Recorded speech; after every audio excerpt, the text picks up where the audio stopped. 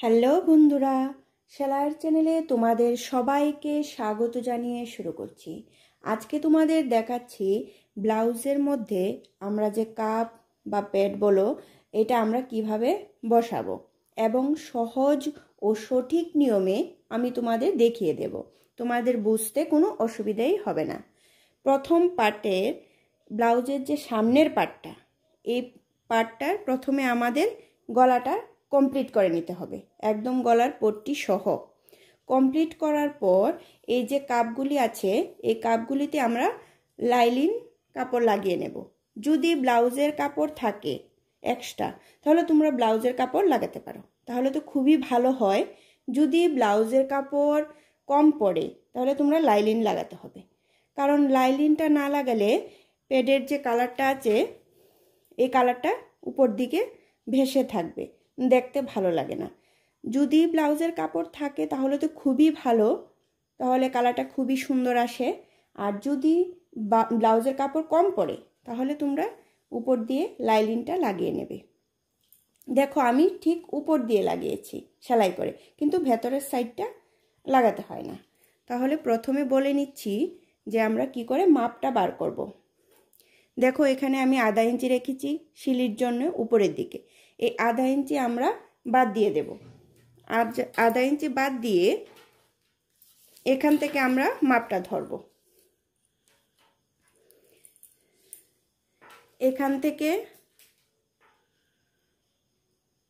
আমি ঠিক 9 ইঞ্চি নিচে কাপের জায়গাটা ধরব। কাপের যে উপরের সাইডটা হয়, এখানে আসতে হবে 9 ইঞ্চি। ভালো করে তোমরা একটু দেখো, এখান থেকে আমাদের 9 ইঞ্চি যেখানে আসছে, এখানে হবে কাপের ঠিক উপরের জায়গাটা। দুটোটা সাইডে সেম থাকবে। তাহলে আমরা প্রথমে দেখো কি করছি, কাপড়টা উঠিয়ে নিচ্ছি। উঠিয়ে আমরা লাইলিনটাতে সেলাই করব। এইভাবে আমরা প্রথমে কাপ দুটো বসিয়ে দেব। মাঝখানের যে গ্যাপটা দেখো, দুইটা কাপের যে মাঝখানের যে গ্যাপটা, এটা মাত্র 1.5 ইঞ্চি থাকবে। এই সাইডেও থেকে মাঝখানে আর এই সাইড থেকে মাঝখানে টোটাল আমাদের 1.5 ইঞ্চি থাকবে।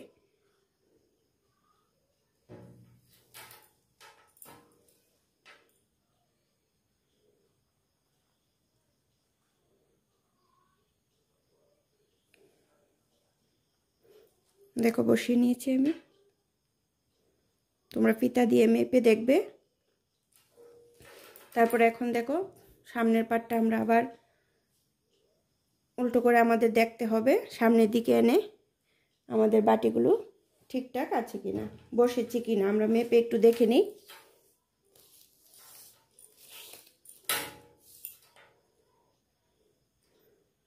হ্যাঁ, আমাদের ঠিকই আসছে, দেখো এইটাও আমাদের ঠিক আসছে। এভাবে রাখার পর আমরা এখান থেকে যে টিকেনটা দেব, এখান থেকে এইটুকু জায়গা আমরা ছেড়ে দেব। উপরের দিকে আমরা মোটামুটি 2 ইঞ্চির মতো আমরা ছেড়ে দেব। ছেড়ে এখান থেকে নিচে যতটুকু কাপড় থাকবে সবটাতে আমরা টিকেন দেব। এখান থেকে একদম নিচটা পর্যন্ত যতটুকু কাপড় থাকবে আমরা টিকেন দেব। দেখি মেপে কতটুকু আসছে আমাদের। প্রায় 5 ইঞ্চি আসছে। এই সবটা কিন্তু আমরা টিকেন দিয়ে দেব, এটা তোমরা মনে রাখবে। তারপর আমরা উল্টো করে আবার যে বাটিটা বসিয়েছিলাম, এটার সাইডে এরকম করে আমরা দাগ দিয়ে দেব। এইটাতেও আমরা দাগ দিয়ে দেব।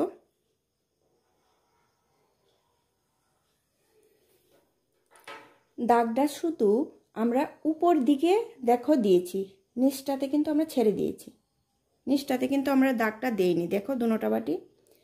এখন আমরা বাটিটাকে এইভাবে ধরে আর একটা হাত দিয়ে চেপে ভিতর দিকে কাপড়টা দিয়ে দিচ্ছি। দেখো এইভাবে ধরতে হবে, যাতে উপরের কাপড়টা ভিতরের দিকে না চলে যায়, কিন্তু নিচের কাপড়টা ভিতরের দিকে আমরা ভালো করে দিয়ে দিলাম। যাতে কোনো অসুবিধা না হয়, কারণ ভিতরে তো কিন্তু আমাদের কাপড় একটু দরকার হয়। দেখো এইভাবে ধরতে হবে। আর এটা যদি একটু সরিয়ে রাখো কোনো অসুবিধা নেই, কারণ আমরা এখানে প্রথমেই মার্ক করে নিয়েছি। এখন এটাকে ধরে আমরা মেশিনে কিন্তু সেলাই করতে পারি, কিন্তু আমি মেশিনে এখানে করব না, কারণ কোনো সময় যদি একটু সরে যায়, সেলাইটা একটু জায়গা মতো না হয়, তাহলে আমাদের খুলতে অসুবিধা হয়ে যায় আর কাপটা খারাপ হয়ে যায়। এই জন্য আমরা মেশিনে দেব না, হাতে সেলাই করব। আর হাতে যে সেলাইটা করছি আমি, তোমরা ভালো করে কিন্তু লক্ষ্য করে দেখবে আমি কিভাবে হাতে সেলাইটা করছি। দেখো এটা হলো আমাদের ঠিক মাঝখানটা, আমি দাগ দিয়ে দেখিয়ে দিচ্ছি। এটা হলো বাটির ঠিক উপরের সাইডটা। এই উপরের সাইডটা থেকে আমরা এখান থেকে আধা ইঞ্চি থেকে একটু দূরে সেলাইটা তুলব নিচ থেকে। দেখো এইভাবে তুলে আবার ওই সাইডে আধা ইঞ্চি থেকে দূরে সেলাইটা নিচ্ছি, এরকম করে দেব। কারণ বাটিটা যদি একটু বেশি জায়গা ধরে আমরা সেলাইটা করি, তাহলে বাটিটা সরে যায় না। অনেক সময় অনেক কাস্টমার এরকম প্রবলেম বলে যে বাটিটা সরে যাচ্ছে। এরকম করে সেলাই করলে তোমাদের বাটিটা সরবে না। দেখো আমি হাতেই সেলাই করে থাকি এই কাপগুলোকে, কারণ হাতে সেলাই করলে কোনো অসুবিধা নেই, কোনো রিস্ক নেই, খুব সুন্দরও হয় ফিটিংসটা। এইভাবে ঘুরিয়ে ঘুরিয়ে দেখো আমি কি করে সেলাই করছি। প্রথম ক্রস করে আবার মাঝখান থেকে আবার ক্রস করে দিচ্ছি, একটু দূরে দূরে কিন্তু দিলাম। এইভাবে আমরা বাটিটা সেলাই করা কমপ্লিট হয়ে গেল। ওই বাটিটাও আমরা সেমভাবে একইভাবে আমরা সেলাইটা করে নেব। দেখো কীরকম হয়েছে। এখন ভিতরের দিকে আমরা উল্টো করে ধরে সেলাইটা এখন কেটে দেব। এইভাবে দুটোটা বাটি আমরা ফিটিং করে নেব। দেখো ঘুরিয়ে দেখাচ্ছি, এইভাবে আমরা ফিটিং করে নেব। এই সাইডেরটাও আমরা সেলাই করে তারপর তোমাদের কীরকম ফিটিংসটা আসছে আমি দেখাচ্ছি। দেখো দুটোটা বাটি আমি হাতে সেলাই করে নিয়েছি।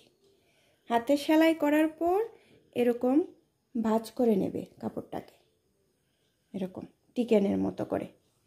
এই সাইডেও নেবে, এই সাইডে অটোমেটিকই কাপড়টা টিকেন চলে আসে। তোমরা টিকেনটাকে এরকম করে ভাঁজ করে নিয়ে নেবে। নেওয়ার পর দেখো সামনের সাইডটা কীরকম হয়েছে। দেখো কত সুন্দর করে বাটিটা ফিটিংস হয়ে গেল, দেখলে। আর আমাদের এখন মাঝখান থেকে যে দুইটা সাইডের টিকেনটা দেব, টিকেনটা আমি তোমাদের দেখাচ্ছি কতটুক দূরে তোমাদের দিতে হবে। এইভাবে ডাবল করে আমরা ফোল্ড করে নেব একদম গলাটার মাঝ বরাবর। দেখো কিভাবে ধরলাম, তোমরা বুঝতে পেরেছো কি? যদি অসুবিধা হয় তোমাদের বুঝতে, আমাকে কমেন্ট করে জানাবে অবশ্যই। দেখো এইভাবে ধরে আমাদের টিকেনের মাপটা এখন বার করতে হবে।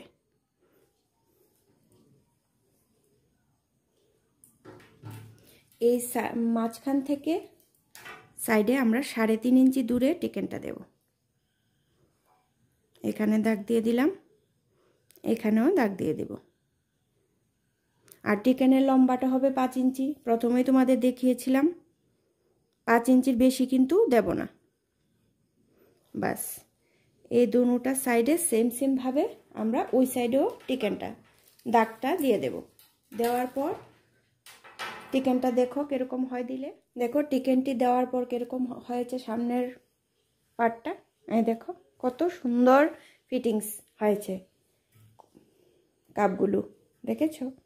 আর আমাদের এই লাইলিনটার সাথে এই সামনের পার্টের কাপড়টা এই একটা রাফ একটা সেলাই করে রাখবো, যাতে কাপড়টা সরে না যায়। এই জন্যে দেখো সম্পূর্ণ ব্লাউজটা কমপ্লিট করার পর কতটা সুন্দর লাগছে। যদি তোমাদের ভালো লেগে থাকে লাইক, কমেন্ট, শেয়ার আর সাবস্ক্রাইব অবশ্যই করে দেবে। আবার দেখা হচ্ছে পরবর্তী ভিডিওতে।